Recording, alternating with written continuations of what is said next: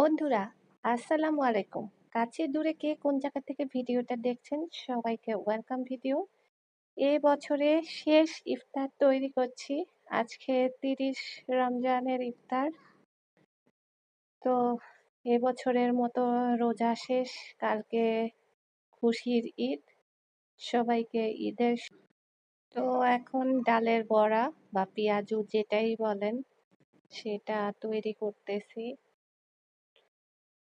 তো পেঁয়াজু ভাজি করব, তারপরে হচ্ছে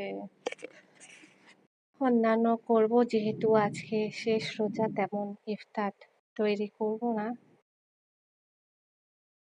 তো পেঁয়াজুটা এখন এপাশ ওপাশ উল্টে দেব এক পাশ ভাজা হলে।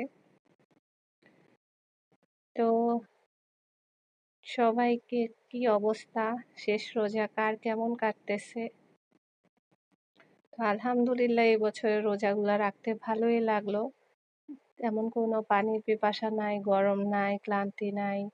শান্তিতে মনে হয় রোজাগুলা রাখতে পারলাম। আলহামদুলিল্লাহ, আল্লাহর কাছে লক্ষ কোটি শুকরিয়া।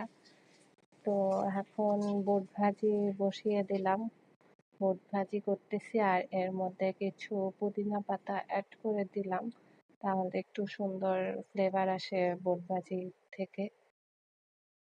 তো এই হচ্ছে আজকের ইফতার আইটেম।